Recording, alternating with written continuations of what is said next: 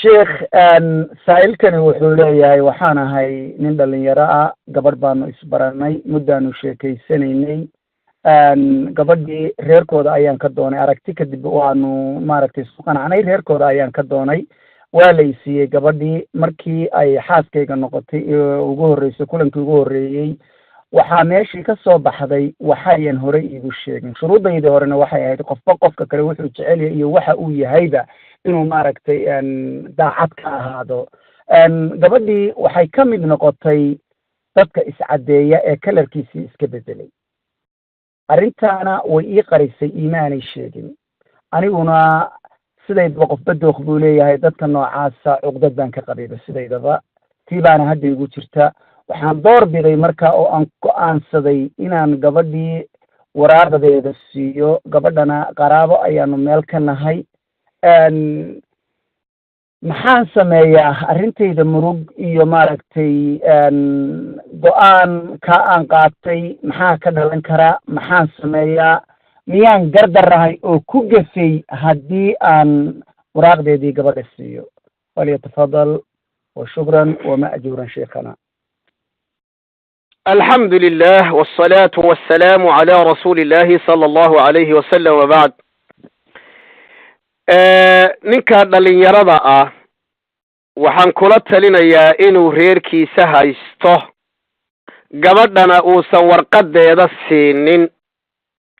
si kastaba ha noqoto oo gabadhu midab aynan lahayn, ninka kolka hore iskugu soo bandhigto hana ku guursado, midab kalena iyo kalar kalena ha la soo baxdo kadib markay waxyaalihii daawadii ay baxday. kolba gabadhu gabar Soomaaliyeed kama madoobaan doonto, soo saas ma aha. waxaan ninkaan rabaa inaan ku qanciyo gabadhu kaba soo qaad inay aad isu cadaysay oo carab isu ekaysiisay maalan. wixii markay baaba'een soo akhiiran uu gabar Soomaaliyeed kuma soo bixin oo midabka Soomaalida ale. waxaan ku cadaynayaa oo raba qalbigaaga inaan waliba aad ugu dajiyo, gabdhaha Soomaaliyeed kalarku alla siiyey waa kalarka ugu qurux badan adduunka way. aniga Abu Talha qanaacadayda waan ka hadlayaa, inaad igu raaci doontana waan rajaynayaa. dadka Afrikaanka iyo Carabta iyo markaanu sheekaysanayno waxay dhahaan midabka Soomaalidu waa cajiib, maxaa yeelay waa midab aan cadaan ahayn, waa midab aan madow lafta ku jiran aan ahayn. qofka Soomaaliga ah midabkiisu waa midab dhaxdhaxaad oo kalarka adduunka ugu qurux badan way. taadaradeed waxaan ku leeyahay ka raali noqo. aniga Abu Talha ka raali gelinaya gabadha hadaa tiri qaraabaan nahay, aniga lafteeda qaraabaan nahay, Soomaali maadaama ta qaraabaan nahay. haddaan si wareysana qaraabo roo noqon waa iska suurtagal.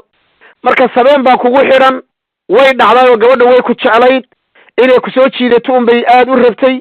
haddii wayna ku soo jiidatay daawadii markay ka baxdayna kalar Soomaali baa soo noqday. gabadhana waxaan leeyahay ninkaaga ictiraaf u samee oo waxaad dhada walaalo waan ku jeclaa, inaan ku helo ayaan rabay, adiguna naag cad inaad gabadh cad inaad rabto waan iska qiyaasayay.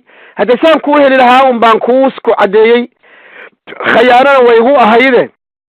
mar haddii aad gabadha inta kale nolosheeda aad ku qanacsan tahay oo gabadhii aadan wax kale ka sheeganaynin, oo dabeecad aadan ka sheeganaynin, oo aadan diin ka sheeganaynin, oodan wax kale ka sheeganaynin, oo ay tahay way soo cadaysay intaana guursanin kadibna midab kalaa ku soo baxay, ka raali noqo insha Allah. waa lagu jeclaayo in lagu soo xerogeliyaa la rabay. haddana midabka ugu qurux badnaabaaba kuu soo haray, sabeen baa kugu xidhana. gabadha ha naga furin, waan ku jecelahay annaga dhanba, inta qolka ku jirtana way ku jecel yihiin. reer wanaagsan baa tiina insha Allah tacaala. gabadhayna adigana furayaasha isticmaal oo ninkaaga ictiraaf oo maxaa ninkaaga soo dhaweey biidin Allah tabaaraka wa tacaala. usra saciida inaad noqotaan baan Ilaahay idinka bari. wallahu a'lam.